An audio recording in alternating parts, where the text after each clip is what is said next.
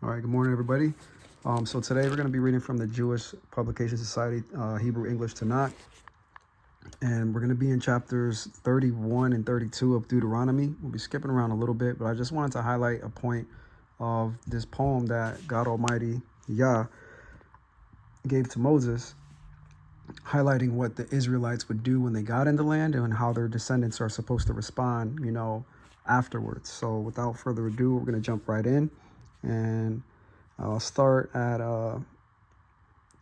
Deuteronomy 31:16, and it reads, "The Lord said to Moses, you are soon to lie with your fathers. This people, the Israelites, will thereupon go astray after alien gods in their midst, in the land that they are about to enter." So in Yahshar, they will forsake me and break my covenant that I made with them. Then my anger will flare up against them, and I will abandon them and hide my countenance, my presence, my face from them. And that's where we are now, today, in 2025, what we call the year 2025. This is where we are.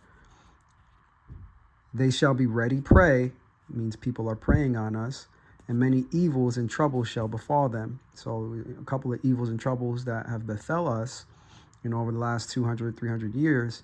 We were kicked out of our land, which is Jerusalem, Nevada. Great Basin National Park, which is Jerusalem in Nevada.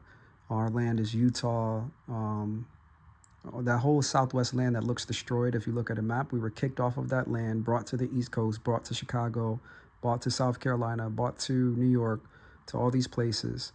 Our women were raped, our babies were killed, heads smashed on rocks. Our men were raped. There's child sacrifice going on. They're harvesting our organs. Just, things that you can't even, you would never even imagine. It has happened to us and continues to happen to us. And these are the many evils and troubles that he's talking about right here. And they shall say on that day, surely it is because our God is not in our midst that these evils have befallen us. And that's, we kind of know that. I don't think we're there quite yet as a people, because we're still holding on to Jesus Christ and that lie that they told us. But we're going to get there very, very soon, because we're going to wake up. All of us are going to wake up very soon and realize that, our God isn't in our midst. He's hiding his countenance. He's hiding our presence from us. Yet I will keep my countenance hidden on that day because of all the evil they have done in turning to other gods. This is the Jesus Christ I'm talking about, or Muslim, or whatever. If you're an African American, what they call African American or black, if you're not believing in the one creator and the God of the Hebrew Bible, you're missing the point. He wants us to understand that he is everything. He's the God of creation. He creates good and evil. Isaiah 44:6, I want to say. He forms the light and creates darkness. It's all him, and we have to realize that and accept it. He didn't send, his son or anything like that. That's just a story that the Romans gave us. So we have to really dig deep and know the material, where it came from, why it's there. I would challenge anybody listening to this to go ahead and look up the origins of the New Testament. There's no known authors. Paul is the only one that is credited with authorship of 13 books, and the rest of the books, it's anonymous authors. Matthew didn't write Matthew. Luke didn't write Luke. It's a giant story that the Roman Catholic, that the Romans put together. The Piso family. Go look them up. Continuing.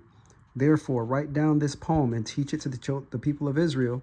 Put it in their mouths, in order that this poem may be a witness against the people of Israel. When I bring them into the land flowing with milk and honey that I promised on oath to their fathers, and they eat their fill and grow fat and turn to other gods and serve them. So we got lazy, we got comfortable. We stopped doing his commandments. We stopped reading the Torah, stopped abiding by the Torah. We were just so blessed that we got comfortable, because that's what it says, when we grew fat and turned to other gods and served them, spurning me and breaking my covenant, and the many evils and troubles that befall them, then this poem shall confront them as a witness. So this is what I'm trying to bring out, because I guarantee you, most people don't come in the Old Testament. They stay worshiping Jesus. They stay reading Matthew, Mark, Luke, John. But this is what needs to be taught. If you're attending those churches, this is what your pastor should be feeding you, is the truth, since it will never be lost from the mouth of their offspring. For I know what plans they are devising even now, before I bring them into the land I promised on oath. All right, that day Moses wrote down this poem. He taught it to the Israelites, and he charged Joshua, the son of Nun, to be strong and resolute, for you should bring the Israelites into the land that I promised them on oath, and I will be with you. When Moses had put down in writing the words of the teaching, I'm sorry that my hand's shaking, to the very end, Moses charged the Levites who carried the Ark of the Covenant of the Lord, saying, take this book of the teaching and place it beside the Ark of the Covenant of the Lord your God, and let it remain there as a witness against you. Well, I know how defiant and stiff-necked you are, talking about the Israelites, even now while I'm still alive. So Moses is saying, I know how you guys are when I'm alive. Imagine how it's going to be when I'm dead, right? You have been defiant toward the Lord. How much more than when I'm dead? Gather to me all the elders of your tribes, of your officials, that I may speak all these words to them, and that I may call heaven and earth to witness against them. For I know that when I am dead, you will act wickedly and turn away from the path that I enjoin upon you, and that in time to come misfortune will befall you, for you have done evil in the sight of the Lord and vexed him by your deeds. So there was multiple evils done even in Israel, in the land, right? And it kind of started with King Solomon, and then Jeroboam and Rehoboam, and then the worshiping of the two golden calves that they set up, which Yah forbid explicitly. Right? He didn't want it done outside the land, so you think he wanted it done inside of his holy borders? Heck no. Right? But they did it anyway because they weren't following the law to the letter of the law. Then Moses, to the letter of the teachings, recited these words of the poem to the very end, in the hearing of the whole congregation of Israel. Chapter 32. All right, this is the poem. Give ear, O heavens, let me speak. Let the earth hear the words that I utter. May my discourse come down as the rain, my speech distill as the dew. So this is the latter rain and the early rain that needs to get in the hearts of Yah's people, is this discourse, okay? We need to get what Moses is saying here into our souls, into our spirits, like showers on young growth, like droplets on the grass. This is what's going to refresh us, because what do droplets on the grass do, right? They make it bright, green, moisturized, saturated. They refresh the grass. For the name of the Lord I proclaim, give glory to your God. The rock, his deeds are perfect. Yea, all his ways are just. A faithful God, never false. True and upright is he. And that word upright, that's where we get the term Yahshar, upright. Children, unworthy of him, that's talking about us. That crooked, perverse generation, that's talking about us.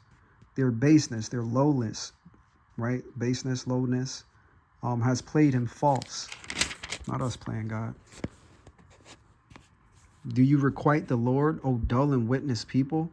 Is not he the Father who created you, fashioned you, and made you endure? Remember the days of old. Consider the years of ages past. Ask your father, and he will inform you. And this is not talking about your earth dad. This is talking about Yah. Ask your father. Because, our earth dads are confused as well. We have to go straight to Yah in prayer and, ask him what happened. What happened here? Why is the world like this? And he's going to make things happen in your life and get you pointed in the right direction and help you to see, how we were kicked off of our land in the 1500s by the Europeans. And we're living at the time, the end of Daniel's 490-year prophecy. That's a veiled prophecy. He'll show you all that. It's going to take some time, but he will show you all that. Continuing. Your elders, they will tell you, when the Most High gave nations their homes, right? Because Yah parted all the lands in a certain way so that everybody would have a home. It's not like that now because it's all jacked up, because we fell from his grace. We fell from his presence. So when we lost control of our land, the world kind of fell out of order, and we have the world that we have now with politics and countries and all this craziness going on. Continuing. And set the divisions of man. He fixed the boundaries of peoples in relation to Israel's numbers. For the Lord's portion is his people. Jacob is his own allotment. He found him in a desert region, in an empty, howling waste. He engirded him, watched over him, guarded him as the pupil or apple of his eye. Like an eagle who rouses his nestlings, gliding down to his young, so did he spread his wings and take him, bear him along on his pinions. The Lord alone did guide him. No Jesus, no alien gods at his side. It was just Ahaya, okay? Only Ahaya. And he says it multiple times in Isaiah 44, 45, 46, over and over again. I am God, there is no else. There is no one besides me. I am your Savior. He says it multiple times. Go check it out. He set him atop the highlands. The highlands is the high desert of Nevada, of Utah, right? That desert is, I don't know, anywhere between 6,000 and 10,000 feet tall. That's the highlands that it's talking about right here. To feast on the yield of the earth, right? Because we were farmers and we were like agriculturists. We used to live off the land. Yeah, I used to send the rain from the storehouses of heaven, and we didn't have to work that hard for our abundance, for our prosperity, for our milk and honey, right? We just had to worship Yah. And we had laborers, we had what we consider employees. I think the Bible does call them slaves, but they were our employees. They wanted to be there because it was easy work. It was a good time, but we messed up. He fed them honey from the crag and oil from the flinty rock, curd of kine and milk of flocks, with the best of lambs and rams of Bashan and he-goats, with the very finest wheat, and foaming grape blood was your drink. So again, we had the best of everything. And the way that we live now, I know a lot of this stuff doesn't make sense, curd of kine, milk of flocks, but this is life, guys. This is the way society and the world is supposed to live. All from natural things off of the land. We're not supposed to be going into these stop and shops and this Walmart and running to and fro to our jobs and driving these cars everywhere. That's not life. That's slavery. But we're so mixed up in our head that we accept that as a form of life.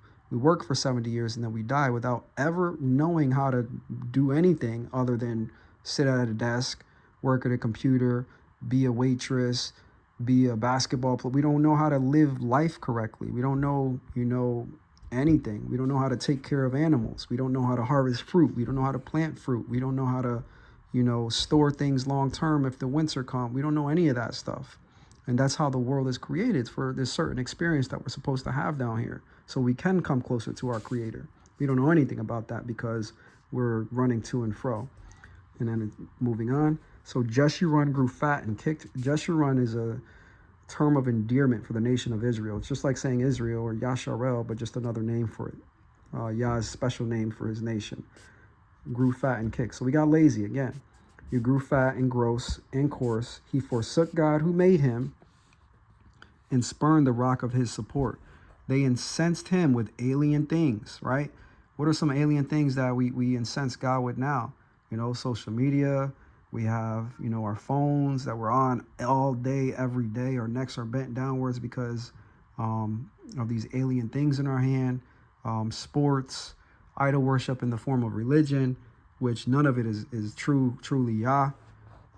These are just alien things that continue to incense Yah. We vexed him with abominations. They sacrificed to demons, no gods. Gods they had never known, Jesus Christ. New ones who came but lately, who stirred not your father's fears. Our fathers wouldn't know who Jesus Christ was, right? This is something that came in the Council of Nicaea in the year 1325, which they tell you is the year 325. But you have to know they added 1,000 years to the timeline to, it's just another psyop. It's something else to put some distance in between the past and now. But they came up with the character of Jesus Christ at the Council of Nicaea in the year 1325, right? And then Christopher Columbus came over here in the year 1492, and then they conquered America. Probably they had us kicked out of Jerusalem by the year 1540, somewhere in this. And this is all traceable history. I'm one person with, 5 children and a life, and I'm able to, and public school education. All it takes is a little bit of effort to understand. It starts with prayer. It starts with pouring out your spirit, your heart to Yah. But after you're doing that and you get, some sort of routine down, you can figure this stuff out too. Continuing. God said they had never known new ones who came but lately, who stirred not your father's fears. You neglected the rock who begot you. forgot the God who brought you forth. The Lord saw and he was vexed and spurned his sons and daughters. And he said, I will hide my countenance. I'm going to hide my face, my presence from them, and see how they fare in the end. For they are a treacherous breed, children with no loyalty in them. They incense me with no gods, vex me with their futilities, right? I'll incense them with a no folk, vex them with a nation of fools. Anybody look at the news in America lately? You got I don't even know what his title is, the defense secretary, emailing journalists plans of war. You got just crazy, stupid stuff going on right now, guys. Like, you guys know, you see the same stuff that I'm looking at. We are the nation of fools or America is the nation of fools that Yah is talking about here. But we're still not to the vexed point. We're still kind of half asleep. We have to wake up and realize there is only one creator, and he chose a people, and we, the people, his covenant people, we need to take back our control. And we take back our control by submitting ourselves to Yah and no one else. For a fire has flared in my wrath and burned down to the bottom of Sheol, has consumed the earth in its increase, eaten down to the base of its hills. I will sweep misfortunes on them, use up my arrows on them, wasting famine, ravaging plague, deadly pestilence, and fanged beast. Oof. Will I let loose against them with venomous creepers in the dust. The sword shall deal without, right? The guns, the bullets, the war, that kind of stuff, and shall terror within. The psyops, your mental, what do we say now? We have anxiety, we have mental issues, all those kind of things. To youth and maiden alike, the suckling as well as the aged. That's everybody. Everybody's going to get it. I might have reduced them to naught, to nothing, made their memory cease among men. And we were almost there. People, they don't realize that Israel is not really, if you were to ask somebody in India or somebody in China what happened to Israel, maybe one or two of them might know, but for the most part, they don't even realize that the African Americans have a homeland, that we were a people at one point, that we used to rule everything, and we used to export produce and fruit and ideas and books and all that stuff that, the United States want to say they do now. We used to do that from 2 states within the United States, right? That's how great Yah's people were because of Yah when they were in covenant with him. And we have to get back to that. But for fear of the taunts of the foe, excuse me, I'm almost done.